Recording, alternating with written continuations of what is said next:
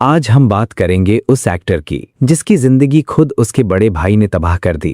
लेकिन मैं अपने कुत्ते का नाम आमिर कभी नहीं रखूंगा, क्योंकि डॉग जो होता है इसमें ये क्वालिटीज होती हैं, intelligent, and I think Aamir has none of those qualities. जिसको देखकर केवल मेला के शंकर की याद आती है। अबे ओ नौटंकी, बहुत हो गया तेरा नाटक, चला बैठ ट्रक में।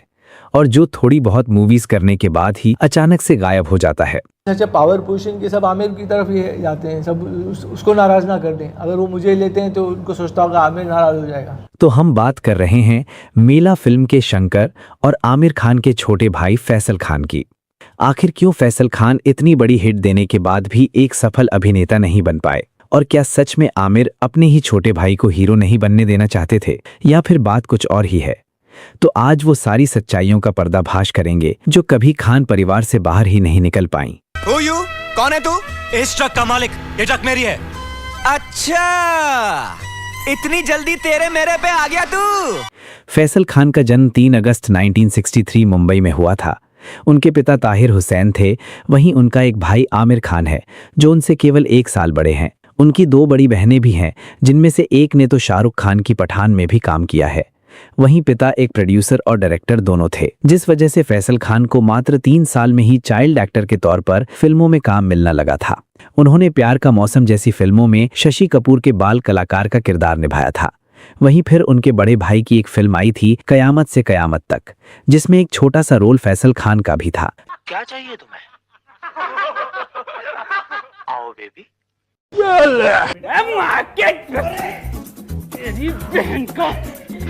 हालांकि ये फिल्में बनाने वाले खुद उनके चाचा जान ही थे, लेकिन फिर भी उन्हें इसमें एक छोटा सा रोल ही मिला था।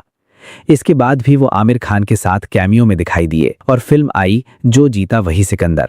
पहला नशा, पहला खुमार। लेकिन इसमें फैसल का इतना छोटा रोल था कि इस फिल्म में उन्हें किसी ने अच्छे से देखा ही नहीं। पर जब खुद पापा और चाचा फिल्म बना रहे थे तो उन्हें इतना छोटा रोल क्यों दिया जा रहा था? और इसी का सवाल जब उन्होंने घर में उठाया तो उनके पापा ने उन्हें घुस्ता करके साइड कर दिया, जिससे फैसल को जल्द ही समझ आ गया कि यहाँ तो वो हीरो नहीं बन पाएंगे। इसलिए वो खुद ही काम की तलाश में लग गए और जल्द ही उन्हें विक्रम भट्ट की एक फिल्म में काम करने का मौका भी मिल गया, जिसका नाम था मदहोश। लेकिन फैसल का नया फेस देखकर लोग उन्हें पहचान ही नहीं पाए और वहीं आमिर ने भी इस फिल्म को प्रमोट नहीं किया, जिस वजह से ये फिल्म केवल फ्लॉप बनकर ही रह गई। मुझे सपोर्ट नहीं किया गया था आमिर के थ्रू। इसके बाद फैसल बुरी तरह से डिप्रेशन में चले गए, क्योंकि ना तो अब उन्हें कोई फिल्म में रखना चाहता था और वहीं उनका खुद का सगा भाई साल में 10-12 फिल्मों में काम करने लगा था। जहां एक तरफ फैसल को थोड़ा बहुत काम भी मिलता तो वो भी आमिर खान स्क्रिप्ट का ड्रामा लेकर फैसल को फिल्म से निकलवा देते थे। लेकिन फिर भी उन्हें आमिर खान के साथ ही एक बेहतरीन फिल्म ऑफर हुई, जो उनके करियर की अभी तक की सबसे पॉपुलर फिल्म बनी रही है। फिल्म का नाम था मेला।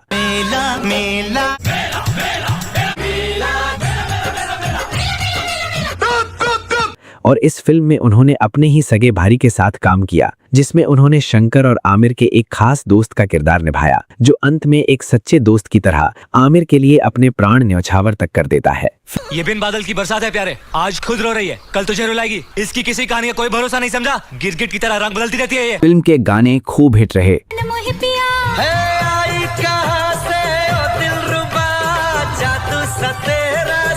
वहीं फिल्म की कहानी भी एक ट्रक के इर्द गिर्द घूमती रहती है, जो रूपा को बचाने के लिए अपनी सारी हदें पार कर देता है। तो आज से मैं तुम्हें तुम कह के पुकारूंगी प्यारे। है? क्या कहा तुमने? प्यारे। इस फिल्म के सारे सीन हिट रहे, चाहे वो आमिर और शंकर की जोड़ी हो। डार्लिंग, कम कम, फाइटिंग फाइटिंग, नो डार्लिंग, अभी अपना लंच टाइम स्टार्ट, चालू। अरे क्या बात कर रहे? या फिर जॉनी लीवर की कॉमेडी हो, जो आज भी शराबियों के ऊपर एकदम फिट बैठती है। कमाल की चीज है यार। ओए केड़ी शराब है? पहली धार की है साहब, पहली धार की है। और फिल्म में गुज्जर का तो क्या ही कहना, जिसकी एक दहाड़ पूरे चंदनपुर के बच्चों को डरा देती थी। ए रूपा, तो तू आ गई है? शेर का शिकार करने के लिए कौन सा जाल बिछाया है लोमड़ियों ने? मेला।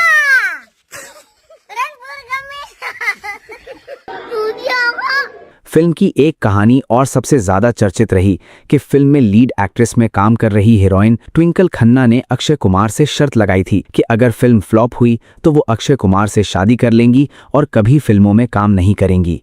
की मेला चलेगी। एंड आई सेड ओके, अगर नहीं चली तो। लेकिन भगवान भी नहीं चाहते थे कि एक खिलाड़ी जिंदगी के सारे खेल ना खेल पाए, जिस वजह से ये फिल्म फ्लॉप साबित हो गई और अक्षय को राजेश खन्ना की बेटी यानी ट्विंकल खन्ना हमेशा के लिए मिल गई। मेरी कोई और मजबूरी है। लेकिन फिल्म के फ्लॉप होने से सबसे बड़ा झटका फैसल खान को लगा और उनका कहना था कि फिल्म फ्लॉप होने का कारण भी आमिर खान ही रहे हैं और उन्होंने उस फिल्म पर ज्यादा ध्यान नहीं दिया। इनफैक्ट फिल्म की शूटिंग 6 साल तक चलती रही। फिल्म के फ्लॉप होने की वजह से फैसल पूरी तरह से बर्बाद हो चुके थे और इसके बाद तो उन्हें कोई हिट फिल्म मिली ही नहीं। लेकिन फिर भी वो आमिर खान का भाई होने की वजह से उन्हें छोटे मोटे रोल मिलते रहे, जिससे बेचारे का घर चलता था। फिर उन्होंने कुछ अच्छी फिल्मों में काम किया, जिसमें काबू, बॉर्डर हिंदुस्तान का, बस्ती, चांद बुझ गया और फैक्ट्री जैसी फिल्में शामिल रहीं। और वहीं फिल्मों के साथ साथ उनकी पर्सनल लाइफ भी गड़बड़ाती रही और वो हमेशा विवादों में ही उलझे रहे। 2015 में जब फैसल 10 साल बाद लोगों के सामने नजर आए तो उन्होंने आमिर खान और अपनी फैमिली के ऊपर कुछ ऐसे इल्जाम लगाए जिसे सुनकर दुनिया हैरान रह गई और सोचने लगी कि आखिर कोई अपने भाई के साथ इतना बुरा कैसे कर सकता है।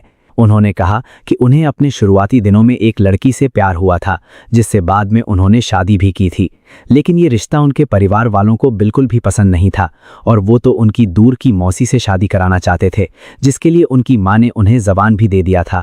मेरी मदर की फर्स्ट कज़न, और मैं ये बिल्कुल नहीं चाह रहा था, तो उन लोग ने उस वक्त से मुझ पर प्रेशर डालना शुरू किया। और जैसे ही ये सब फैसल खान की पत्नी को पता लगा तो उन दोनों के बीच रिश्ते खराब होने लगे थे और एक समय बाद दोनों एक दूसरे से पूरी तरह से अलग भी हो गए थे, जिस पर फैसल खान का कहना था कि ये सब उनके परिवार वालों की वजह से हुआ था, इसलिए वो बहुत ज्यादा डिप्रेशन में भी चले गए थे। लेकिन उनके परिवार वालों ने यहाँ भी उनका साथ नहीं दिया और वो तो उन्हें दुनिया के सामने पागल साबित करना चाहते थे। पर फैसल अच्छी तरह से जानता था कि आमिर कभी भी अपने भाई की सफलता नहीं देख सकता, इसलिए उन्होंने आमिर के ऊपर कई इल्जाम भी लगाए, जिसमें उन्होंने अपने परिवार के सारे काले चिट्ठे एक लेटर में लिख दिए थे। उन्होंने कहा कि उनकी बहन का कई जगह अफेयर रहा है और उनकी शादी भी बड़ी मुश्किल से हुई थी। वहीं उन्होंने ये भी कहा कि आमिर एक बहुत गंदे मिजाज का इंसान रहे हैं और वो तो लड़कियों को केवल एक एंजॉयमेंट की दुकान समझते हैं। आमिर खान ने कई लड़कियों के साथ गलत संबंध भी बनाए हैं, जिनका इस्तेमाल करके उन्होंने उनको छोड़ दिया था।